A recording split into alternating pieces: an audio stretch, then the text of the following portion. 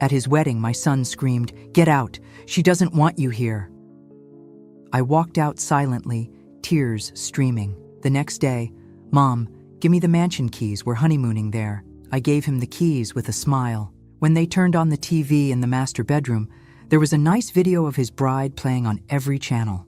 If you're watching this, subscribe and let me know where you're watching from. I'm Dorothy Walsh, 67 years old, and apparently the most unwelcome mother-in-law in Connecticut. But let me backtrack to how I got my perfect revenge on the woman who stole my son and the son who betrayed me. The wedding was supposed to be the happiest day of my life. I'd spent 3 months helping plan every detail, from the flowers to the catering menu. I'd even bought a beautiful navy dress that complemented Sophia's color scheme. Everything was perfect until the moment I walked into the reception hall. "What is she doing here?" Sophia's voice cut through the chatter like a knife. She stood there in her $5,000 dress, pointing at me like I was some unwanted party crasher. My son Michael, the boy I'd raised alone after his father died, just stood there frozen. "I invited her," Michael said weakly. "She's my mother." "Your mother?" Sophia's laugh was sharp and cold. "The woman who tried to sabotage our engagement? The woman who called me a gold digger at the rehearsal dinner?"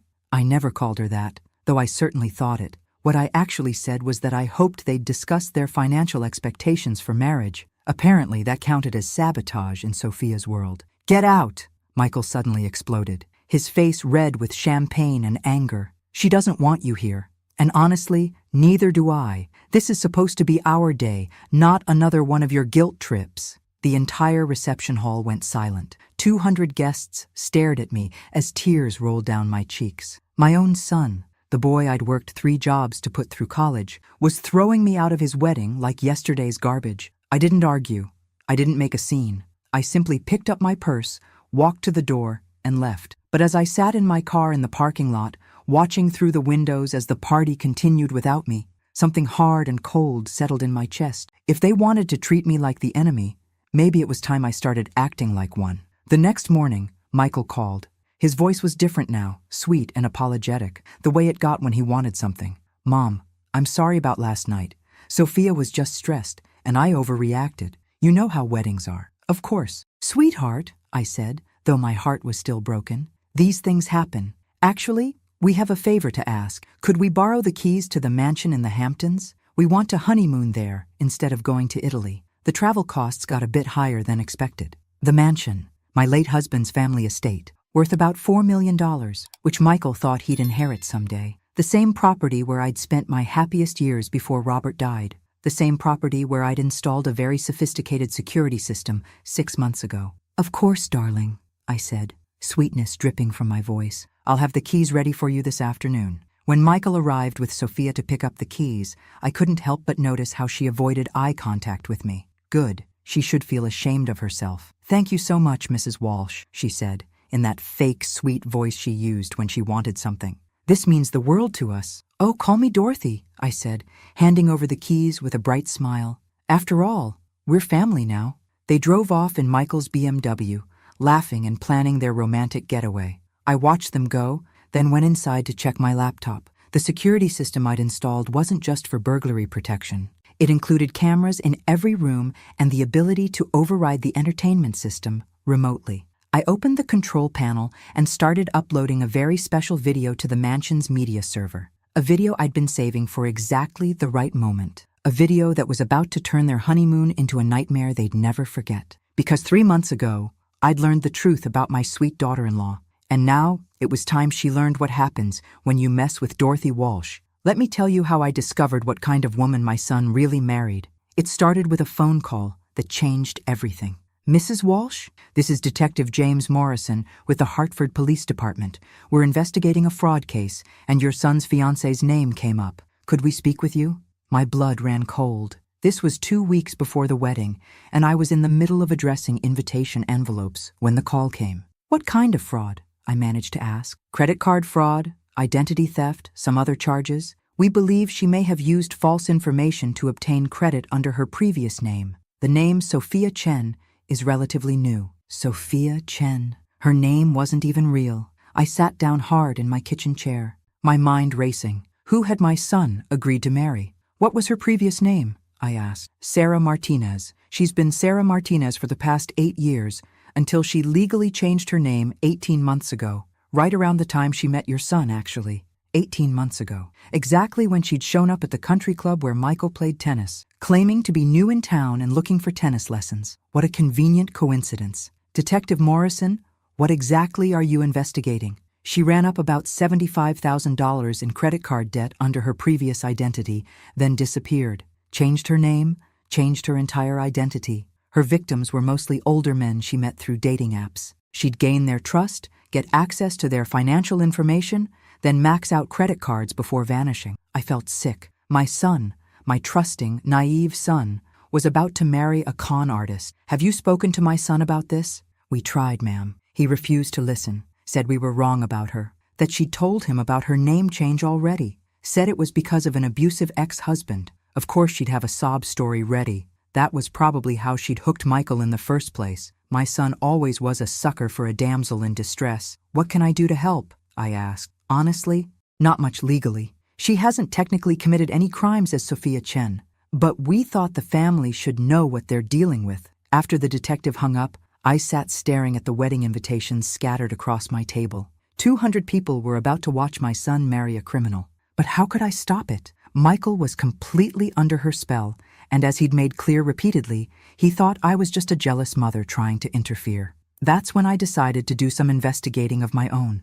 If the police couldn't prove anything, maybe I could find evidence they'd missed. I hired a private investigator, a woman named Carmen Rodriguez, who specialized in background checks. Within a week, she'd uncovered more than the police had. Your future daughter-in-law is quite interesting, Carmen said, spreading photos and documents across my coffee table. Sarah Martinez was married twice before, both times to wealthy older men. Both marriages ended in divorce, with her getting substantial settlements. I studied the photographs. There was Sophia, but younger, with different hair, laughing at charity galas with men old enough to be her grandfather. This one, Carmen pointed to a photo of Sophia, with a silver-haired man in a tuxedo, was Marcus Freeman, a real estate developer in Florida. They were married for 18 months. He died of a heart attack 6 months after their divorce was finalized. That's suspicious. It gets better. The autopsy showed elevated levels of digitalis in his system. Not enough to be lethal, but enough to cause the kind of heart stress that might trigger an attack in someone with pre-existing conditions. My hands started shaking. Are you saying she murdered him? I'm saying the timing was very convenient. She got a $2.3 million settlement from the divorce, then inherited another $800,000 when he died. No charges were ever filed, but the family was suspicious enough to request the autopsy. Carmen pulled out another file. Then there's husband number 2, David Park, a tech executive in California. Same pattern. Whirlwind romance, quick marriage, mysterious health problems, expensive divorce, then a convenient accident. What kind of accident? Fell down the stairs in his home, broke his neck. Again, no charges filed, but the insurance company fought the payout for 2 years. I felt like I was going to be sick. This woman, this predator, had somehow gotten her claws into my son, and there was more. The really interesting part, Carmen continued, is what happened in between marriages. She'd take breaks, completely disappear for 6 months to a year, then resurface with a new identity, new story, new hunting ground. And now she's hunting my son. It appears so. The question is, what are you going to do about it? I thought about that for a long time. I could show Michael the evidence, but he'd already made it clear he wouldn't listen. I could go to the police again, but they'd already said there wasn't enough for charges. Or I could wait and watch, and hope she revealed herself before it was too late. That's when Carmen showed me the final piece of the puzzle. There's one more thing you should see, she said, pulling out her laptop. I managed to hack into Sarah's old iCloud account, the one she thought she'd deleted. She's not as tech-savvy as she thinks. The video started playing, and my jaw dropped. There was Sophia, or Sarah, or whatever her real name was, but she wasn't alone, and she definitely wasn't the innocent victim she pretended to be. When was this filmed? I asked. Based on the metadata, about 6 months ago, right around the time she got engaged to your son.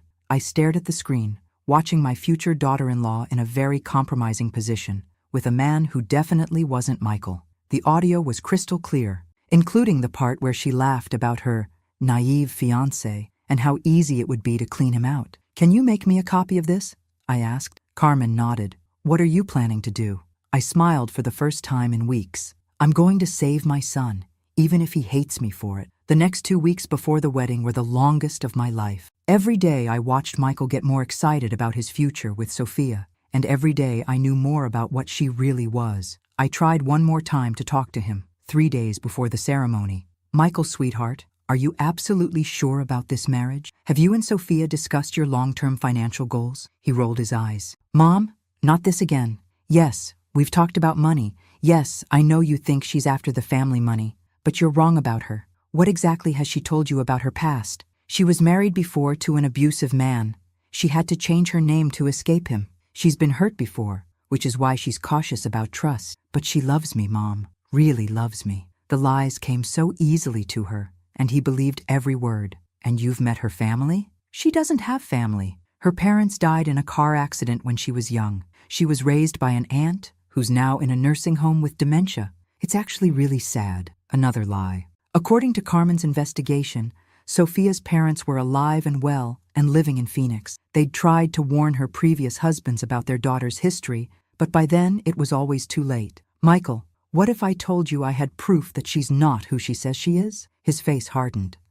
I'd say you need to stop trying to destroy my happiness. I know you're lonely since Dad died, but that doesn't give you the right to sabotage my marriage. That hurt more than anything Sophia had done to me. My own son thought I was so pathetic, so desperate for attention, that I'd lie to keep him single. I would never lie to you about something this important. Really? Then where's this proof? I hesitated. Showing him the video would destroy him, and there was no guarantee he'd believe it wasn't somehow faked. Sophia had done an excellent job of painting me as an unstable, jealous mother. Anything I showed him would be dismissed as another attempt to break them up. I thought so, he said when I didn't answer. Mom, I love you, but you need to accept that I'm getting married. Sophia is going to be your daughter-in-law, and if you can't be civil to her, then maybe you shouldn't come to the wedding. That was the moment I knew there was no saving him before the marriage. He'd have to learn the truth the hard way, but that didn't mean I couldn't be prepared for when reality hit. The wedding planning continued around me like a nightmare. Sophia made a big show of asking for my opinion on flowers and music,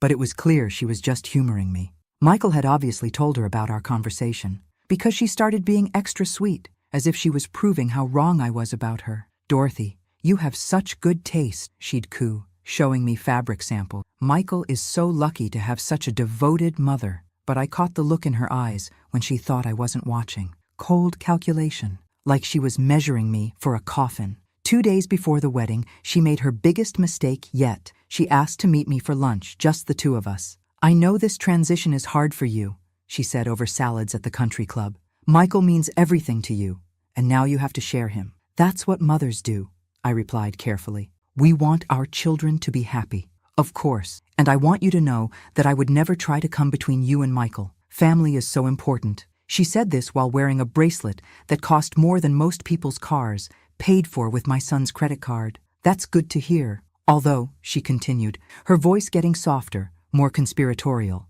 I hope you understand that as Michael's wife, I'll need to be his primary confidant, especially about financial matters. It wouldn't be appropriate for him to discuss our private business with anyone else, even family. There it was, the opening move to cut me out of Michael's life completely. I wouldn't expect him to share personal information, I said. Wonderful, because I'd hate for there to be any confusion about boundaries. Michael needs to feel like he can be completely honest with me, without worrying about judgment from others. She was already planning to isolate him, to make sure no one could warn him when she started draining his accounts. Sophia, can I ask you something?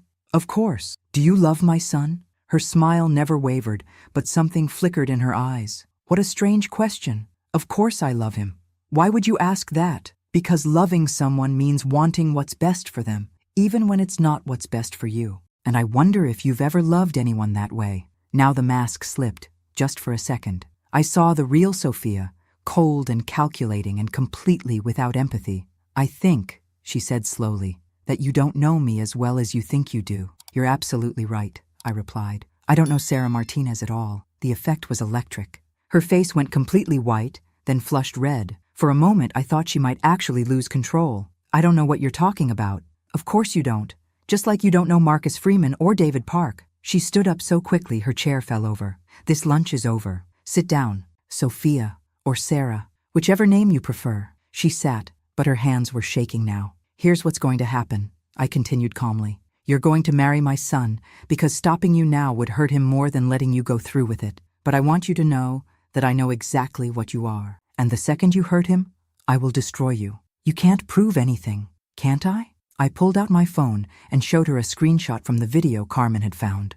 Not the worst part, just enough to let her know what I had. The color drained from her face completely. That's impossible. I deleted everything. Technology is amazing these days, isn't it? Delete doesn't always mean gone forever. She stared at the phone, then at me. What do you want? I want you to be a good wife to my son. I want you to love him and take care of him and never give me a reason to share what I know about your past. And if I don't, I smiled and put my phone away. Then you'll find out what happens when you underestimate a mother protecting her child. She left without another word, and I sat there finishing my salad, feeling better than I had in weeks. At least now she knew I wasn't the helpless old woman she'd thought I was. But I should have known that threatening a predator would only make her more dangerous. The honeymoon was supposed to last a week. They came back after 2 days, and Michael looked like he'd seen a ghost. They showed up at my house on Tuesday morning, Sophia's face red and puffy from crying, Michael pale and shaking. I opened the door with my warmest smile. "Hello, darlings.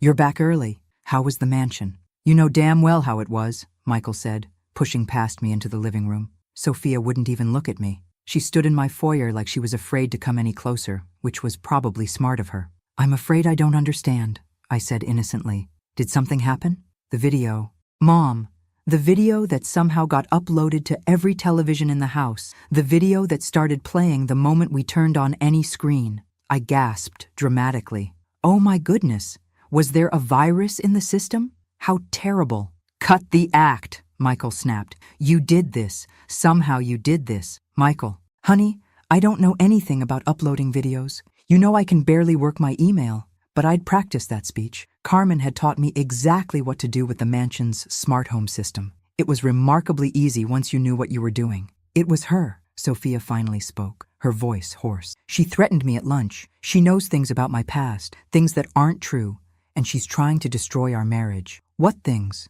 Michael asked, looking between us. This was the moment I'd been waiting for. Time to let them destroy each other. "Sophia, if you have something to tell Michael about your past, now would be a good time," I said gently. "It's all lies," she said desperately. "She hired someone to make fake documents, fake videos, fake everything. She can't stand that you chose me over her." Michael looked confused. "What fake documents? What videos?" I walked to my desk and pulled out the folder Carmen had given me. "Perhaps these will clear things up." I handed him the file with copies of her marriage certificates, divorce documents, police reports, and the newspaper articles about her previous husband's deaths. Michael's hands shook as he read through everything. "Sophia, what is this? Why does this say your name is Sarah Martinez?" "I can explain. And why are there 2 marriage certificates with your picture on them?" "Michael, please, let me—" "And what's this about a David Park dying in a fall down the stairs? Sophia, who are these people?" She was crying harder now, makeup streaming down her face. "I was going to tell you everything after we were married. I was scared you wouldn't understand." "Understand what? That you've been married twice before? That 2 men died after divorcing you? That your real name is Sarah?" "It's not what it looks like." "Then explain it," he said, his voice getting louder. "Explain why my mother has newspaper clippings about you being investigated for insurance fraud. Explain why there's a police report here about credit card theft." I sat down in my armchair and watched my daughter-in-law's world collapse. It was even more satisfying than I'd imagined. "The name change was because of an abusive ex-husband," she said desperately. "I told you that. And yes, I was married before, but those men, they weren't good people. They tried to control me, to hurt me. By giving you millions of dollars in divorce settlements." Michael's voice was ice cold now. "I never asked for that money. They forced it on me because they felt guilty about how they treated me. And then they both just happened to die in accidents? I didn't have anything to do with that." Michael looked at me. "Mom, where did you get all this?" "I hired a private investigator after Detective Morrison called me about the fraud case." "What fraud case?" I explained about the phone call, about the credit card debt she'd run up under her previous name, about the pattern of targeting older men through dating apps. "But she didn't meet me through a dating app," Michael said slowly. "She met me at the tennis club." "Actually," I said gently, "according to the investigator, she joined that tennis club 3 days before meeting you." Right after she researched your family and found out about your father's estate. Michael sank into my couch like all the air had gone out of him. You researched my family? Michael, please, I love you. I really love you. Everything else was in the past before I met you. You changed me. The same way Marcus Freeman changed you? The same way David Park changed you? This is different, is it? Because according to this police report, you told David Park the exact same thing, that he'd changed you, that you'd never felt love like this before, that your past didn't matter because you were different with him. I hadn't mentioned that detail to Michael. He'd figured it out himself by reading the investigator's notes. My son was smarter than I'd given him credit for. Michael, I know this looks bad, but looks bad? He stood up, pacing around my living room like a caged animal. Sophia, or Sarah, or whoever you are, I just watched a video of you having sex with another man while talking about how easy it would be to rob me blind. How exactly is that supposed to look good? She went completely silent. The crying stopped, the desperate explanations stopped, everything stopped. When she finally looked up at him, I saw the real woman behind the mask for the first time. You want to know the truth? She said, her voice completely different now. Colder, harder. Fine, here's the truth. Yes, I researched your family. Yes, I joined that tennis club to meet you. Yes, I lied about my past. But so what? You got exactly what you wanted out of this marriage. What I wanted? A beautiful young wife who made you look successful. Someone to show off at your country club. Someone to make your friends jealous. You think I didn't know you were just trying to prove something to your dead father? Michael's face went white. That's not true. Really? Then why did you propose after 2 months? Why did you insist on having the wedding at the country club where all his old friends could see? Why did you tell everyone about how I was different from other women because I wasn't interested in your money? I had to admit, she had him there. Michael had always been insecure about living up to his father's legacy. You used me, he said quietly. We used each other, she corrected. The only difference is I'm honest about it. Did you ever love me at all? She was quiet for a long moment. Then, I loved the life you could give me. I loved the security, the status, the future we could have had. But love you? Michael, I don't think I'm capable of loving anyone the way you mean. That was the moment my son's heart truly broke. Not when he saw the video, not when he read the police reports, but when she admitted she'd never loved him at all. I want you out of my house, he said quietly. It's not your house yet, she replied. Technically, it's still your mother's house until you inherit it, which, given what I know about the prenup you didn't make me sign, might be sooner than you think. The threat was unmistakable. She was going to try to take everything in the divorce. Michael looked at me helplessly. Mom, what do I do? For the first time in months, my son was asking for my help instead of rejecting it. First, I said, you call your lawyer. Then you call the bank and freeze any joint accounts. Then you change all your passwords and make sure she can't access anything financial. You can't prove any of this, Sophia said, but there was no confidence in her voice anymore. Actually, I replied, I can prove all of it. Carmen was very thorough in her investigation, and video evidence is particularly compelling in divorce court. The look she gave me could have frozen hell. This isn't over, she said. Yes, I said calmly. It is. She left without another word, and Michael collapsed back onto my couch. Mom, I'm so sorry. I should have listened to you. You couldn't have known, sweetheart. She was very good at what she did. How did you know to investigate her? I sat down next to him and took his hand. Because no mother watches her son fall for someone and doesn't ask questions. And when the police called, I knew I had to protect you. The police called you first? They tried to call you, but you wouldn't listen. So they called me instead. Michael was quiet for a long moment. She's going to try to take everything in the divorce, isn't she? She's going to try, but she's going to find out that Dorothy Walsh didn't raise a stupid son, and she definitely didn't raise one who goes into battle without backup. What do you mean? I smiled and pulled out another folder, this one much thicker than the first. I mean, your father taught me a thing or two about protecting family assets. And Carmen found some very interesting information about how Sarah Martinez's previous divorces were overturned when evidence of fraud came to light. Michael stared at me like he was seeing me for the first time. Mom, you're kind of scary when you want to be. Sweetheart, I said, patting his hand. You have no idea. The divorce proceedings started exactly as I'd predicted. Sophia, or Sarah, hired the most expensive lawyer in the state and immediately filed for half of everything Michael owned, plus alimony, plus damages for emotional distress. Her lawyer, a shark named Hamilton Pierce, actually had the nerve to call me. Mrs. Walsh, I represent your daughter-in-law in the divorce proceedings. I understand you've been spreading some rather serious allegations about my client. I haven't been spreading anything, I said pleasantly. I simply provided my son with factual information about the woman he married. Factual information that was obtained through illegal means. Hacking into private accounts, hiring investigators to stalk my client, invasion of privacy. My client has grounds for a substantial lawsuit against you personally. I almost laughed. Mr. Pierce, I think you should speak with your client about her previous legal troubles before you threaten me with lawsuits. Mrs. Walsh, I'm going to be very clear with you. My client is entitled to half of your son's assets, and that includes his inheritance from your husband. If you interfere with these proceedings, I will make sure you lose your home and everything else you own. How interesting. Does your client happen to mention that she's not actually entitled to any inheritance because it's held in a trust that specifically excludes spouses married for less than 2 years? There was a long pause. What trust? The one my husband established when Michael was 16. The one that protects family assets from exactly this kind of situation. I'm surprised Sarah didn't research that when she was researching everything else about our family. Another pause. I'll need to see documentation of this trust. Of course, my lawyer will provide copies during discovery, along with all the documentation about Sarah's previous marriages and the civil suits filed against her by the families of her deceased ex-husbands. Pierce hung up without another word. 2 days later, Sarah showed up at my house again. This time she was alone, and she looked desperate. "We need to talk," she said when I opened the door. "I don't think we have anything to discuss. Please, just 5 minutes." Against my better judgment, I let her in. She stood in my living room looking around like she was calculating the value of everything she could see. "You've won," she said finally. "Is that what you want to hear? You've successfully destroyed my marriage and my life. Congratulations."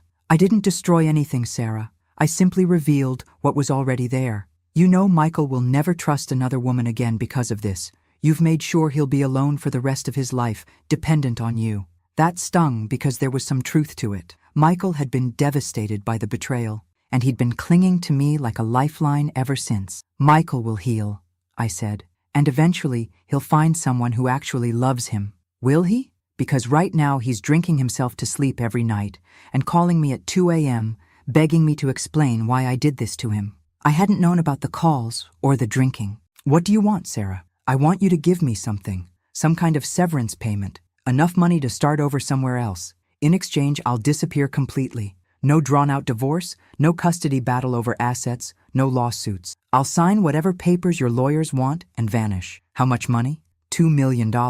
I actually did laugh then. "You must be joking. I know about Marcus Freeman's family suing me. I know about the insurance companies investigating David Park's death. If this divorce gets nasty, if it goes to trial, all of that will come out. The media will have a field day. Michael's name will be associated with mine in every news story about Black widow wives." She was right about that. A sensational trial would destroy Michael's reputation, along with hers. "And if I pay you $2 million, you'll just disappear? I'll move to a different country, change my name again, start over. Michael can get a quiet divorce for irreconcilable differences, and his name stays out of the papers." I pretended to consider it. "That's quite an offer. But I have a counterproposal." "What?" "Nothing. You get nothing. You sign the divorce papers accepting full responsibility for the breakdown of the marriage, you waive any claim to assets or alimony, and you disappear anyway." "Why would I agree to that?" I walked to my desk and pulled out yet another folder. Sarah's face went pale when she saw it. "Because Carmen's investigation turned up something very interesting about David Park's death. The insurance company wasn't the only one asking questions. His family hired their own investigator, and that investigator found some fascinating evidence." "What evidence?" "Security camera footage from a neighbor's house showing you leaving David's home at 11:47 p.m. the night he died. Footage that clearly shows you coming back at 1:23 a.m., staying for exactly 4 minutes, then leaving again." Sarah sat down hard in my armchair. "That's impossible. The timestamp is very clear. David's body was found at the bottom of the stairs the next morning, but according to the coroner, he died between midnight and 2 a.m., which means you were there right around the time he died. I went back because I forgot my purse. For 4 minutes? And you didn't think to mention this to the police at the time?" She was trapped and she knew it. The security footage wouldn't be enough to convict her of murder, but it would be enough to reopen the investigation. And if they reopened David Park's case, they'd probably take another look at Marcus Freeman's death too. "What do you want me to do?" she whispered. "I want you to sign a confession." "A confession to what?" "To fraud, to knowingly entering into marriage under false pretenses with the intent to defraud my son of his assets. Nothing about the deaths, nothing about the previous marriages, just a simple admission that you lied about your identity and your motives. If I sign that, I could go to jail. Maybe. Or maybe the district attorney will be satisfied with restitution and community service, especially if you cooperate fully and leave the state voluntarily." She stared at the floor for a long time. "And if I don't sign it, then I give this security footage to the Hartford police, along with all the other evidence Carmen found. And we'll see how well your new lawyer handles a murder investigation on top of a divorce case." The silence stretched between us for several minutes. Finally, she looked up at me with something that might have been respect. "You really are a scary old woman. I'm a mother protecting her child. That makes me the most dangerous thing in the world." She signed the confession that afternoon. Within a week, she'd filed for divorce on no-fault grounds, waiving all claims to Michael's assets. Within a month, she'd left Connecticut entirely. Michael never knew about the confession or the security footage. As far as he knew, Sophia had just decided to leave quietly rather than fight a losing battle. He was hurt and angry and confused, but he was safe. The drinking stopped after a few weeks. The late-night phone calls ended when her number was disconnected. Slowly, very slowly, my son started to heal. "Mom," he said one afternoon, about 2 months after she'd left, "I owe you an apology. A big one." "You don't owe me anything, sweetheart." "Yes, I do. I chose her over you. I accused you of being jealous and controlling when you were just trying to protect me. I threw you out of my own wedding. You were in love. People do stupid things when they're in love. I hurt you, really hurt you, and you saved me anyway." I thought about that night in the mansion, watching Sarah's face when she realized I'd trapped her completely. I thought about the look in her eyes when she signed that confession, knowing she'd finally met someone more ruthless than she was. "That's what mothers do," I said. "We protect our children, even when they don't want to be protected." "How did you know she was lying about everything, even before the detective called?" I smiled, remembering the first time I'd met her at that tennis club lunch. Instinct, mostly. Something about her just felt wrong. She was too perfect, too eager to please, too interested in all the wrong things. "What wrong things?" "She asked about your father's estate before she asked about your favorite color. She knew your net worth before she knew your middle name. When someone loves you, they want to know who you are. When someone's using you, they want to know what you're worth." Michael nodded slowly. "I should have seen it." "No, sweetheart. You should have been able to trust that the woman you married actually loved you. The fact that you couldn't see through her lies just means you're a good person who expects the best from people. Like Dad was. Exactly like Dad. And that's not something to be ashamed of." We sat quietly for a while,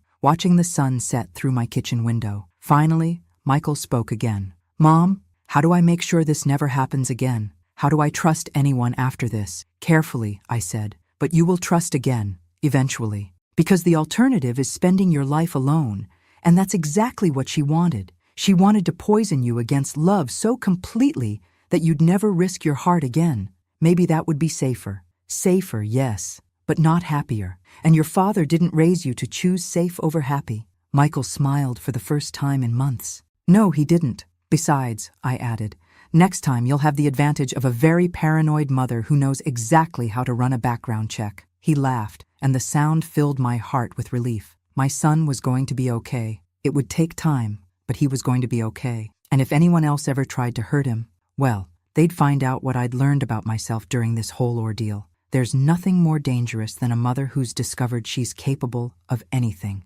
6 months later, Michael started dating again. Her name was Jennifer. She was a pediatric nurse, and the first thing she did when she met me was show me pictures of her family. "This is my mom and dad at their 40th anniversary party," she said, scrolling through her phone. "And this is my sister with her kids. And here's my brother at his graduation from medical school." Real family, real history, real life that could be verified by anyone who cared to look. "She seems lovely," I told Michael later. "She is. And Mom? I had Carmen run a background check on her." I smiled. "And?" "Jennifer Marie Thompson, 29 years old, born in Boston, graduated from nursing school with honors, no previous marriages, no criminal record, and her biggest debt is her student loans." "Suspicious," I said dryly. "She sounds entirely too normal." "I know, right? It's weird dating someone who's actually honest about everything." 3 months later, Michael brought Jennifer to Sunday dinner for the first time. She arrived with a bouquet of flowers for me and a homemade apple pie. "I hope this is okay," she said nervously. "Michael mentioned you like to bake, and I didn't want to assume I could compete with your recipes, but my grandmother's apple pie was always her specialty." I took a bite and nearly moaned with pleasure. "Jennifer, this is absolutely delicious. Would you share the recipe?" "Of course. Actually, I was hoping you might teach me some of your techniques. Michael raves about your cooking." After dinner, while Michael was loading the dishwasher, Jennifer helped me package up leftovers in the kitchen. "Mrs. Walsh, can I ask you something personal?" "Of course, dear." Michael told me about his first marriage. Not all the details, but enough. "I just want you to know that I understand why you might be protective of him." I studied her face, looking for any sign of calculation or manipulation. I found only genuine concern. "I appreciate that, Jennifer. I also want you to know that I don't expect you to trust me right away. I know I have to earn that, but I hope eventually you'll see that I really do love your son." "What makes you love him?" I asked. She smiled, and it was the kind of smile that transformed her whole face. "He's kind without being weak. He's successful without being arrogant. He treats waiters and janitors the same way he treats his boss, and when he talks about you, his whole face lights up. Any man who loves his mother that much is someone I want to know better." That night, after they'd left, I called Carmen. "I need another favor," I said. "Let me guess. Jennifer Thompson? You already ran a check on her, didn't you?" "Of course I did. The moment Michael started dating her seriously. She's exactly what she appears to be, Dorothy. A nice woman from a nice family who happens to love your son. No hidden marriages. No mysterious deaths of ex-boyfriends?" Carmen laughed. "Her longest relationship before Michael was with a guy named Steve who broke up with her because she wanted kids, and he didn't. He's now happily married to someone else and speaks very highly of her. Her biggest scandal is a parking ticket she got in college, so she's perfect. She's normal, which probably seems perfect after what Michael went through." I hung up feeling something I hadn't felt in a long time. Hope. My son had found someone who loved him for himself, not for what he could give her. A year later, Michael proposed to Jennifer in my backyard garden, right next to the rose bushes his father had planted. She said yes through happy tears, and the first thing she did after putting on the ring was hug me. "I hope this means I get to call you Mom," she whispered. "I'd be honored," I whispered back. The wedding was small and intimate, held in the same garden where they'd gotten engaged. Jennifer's family flew in from Boston, and they were exactly as warm and genuine as she was. Her father walked her down the aisle, but he stopped to shake my hand before giving her away. "Thank you for raising such a wonderful man," he said. "We couldn't be happier about this marriage." This time, I sat in the front row with tears of joy streaming down my face. This time, no one screamed at me to leave. This time, I watched my son marry someone who actually deserved him. During his speech at the reception, Michael looked directly at me. "I want to thank my mother for never giving up on me, even when I was too stupid to listen to her wisdom. Mom, you saved my life in more ways than one, and I love you more than I can ever express." Jennifer's maid of honor speech was even better. "I've never seen a mother and son who love each other as purely as Michael and Dorothy," she said. "Dorothy didn't just raise a son. She raised a man who knows how to love without conditions, how to trust without being naive, and how to protect the people he cares about. Any woman lucky enough to marry into this family knows she's getting not just a husband, but a role model for what unconditional love looks like." That night, as I watched my son and his new wife dance to their wedding song, I thought about Sarah Martinez. Wherever she was, I hoped she'd found whatever it was she was really looking for, and I hoped it didn't involve destroying anyone else's life. But mostly, I thought about the lesson I'd learned through this whole ordeal. Sometimes protecting the people you love means being willing to become someone you never thought you could be. Sometimes love requires you to be ruthless, calculating, and absolutely unforgiving. I'd always thought of myself as a gentle person, someone who avoided conflict and trusted others to do the right thing. But when my son's happiness was threatened, I'd discovered I was capable of things that would have shocked the old Dorothy Walsh. I'd hired investigators, manipulated security systems, obtained evidence through questionable means, and ultimately forced a confession through what was essentially blackmail. A year ago, I would have been horrified by those actions. Now, watching Michael and Jennifer laugh together at their head table, I felt nothing but satisfaction. I'd done what was necessary to protect my child, and I'd do it again in a heartbeat. The next morning, Jennifer brought me coffee in bed and thanked me for the most beautiful wedding she could have imagined. "Dorothy, I hope you know that I consider myself the luckiest woman in the world. Not just because I married Michael, but because I married into a family where love means everything. Welcome to the family, sweetheart, I said, hugging her tight. And thank you for making my son so happy. As she headed downstairs to make breakfast for her new husband, I sat in bed thinking about how much my life had changed. A year and a half ago, I'd been a naive widow who trusted everyone and assumed the best about people. I'd learned the hard way that the world contained predators who viewed kindness as weakness and love as opportunity. But I'd also learned that I was stronger than I'd ever imagined. When pushed to my limits, I could be every bit as cunning and ruthless as any con artist. The difference was that I used those skills to protect instead of exploit, to defend instead of attack. My phone buzzed with a text from an unknown number. I saw the wedding announcement in the paper. Congratulations to Michael and his new wife. I hope they'll be very happy together. S. Sarah Martinez, checking in from whatever new life she'd built for herself. I stared at the message for a long moment, then deleted it without responding. Some chapters of life are meant to stay closed. I got up, put on my robe, and went downstairs to join my son and daughter-in-law for breakfast. My real family, the one built on truth and love and mutual respect. Good morning, Mom, Michael said, kissing my cheek. Sleep well? Perfectly, I said, and meant it. After everything we'd been through, everything I'd had to do to protect him, this was what mattered. My son was safe, happy, and loved by someone who deserved him. Sometimes the best revenge isn't getting even. Sometimes the best revenge is simply ensuring that good people get the happy endings they deserve. And sometimes being a good mother means being willing to be the villain in someone else's story.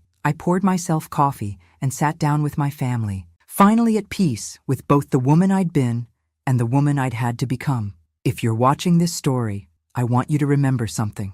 Never underestimate a mother protecting her child. We're capable of anything when the people we love are threatened. And to any predators out there thinking you can target someone's family, think again, because somewhere out there is a mother like me, and we're always watching. Thanks for listening. Don't forget to subscribe and feel free to share your story in the comments. Your voice matters.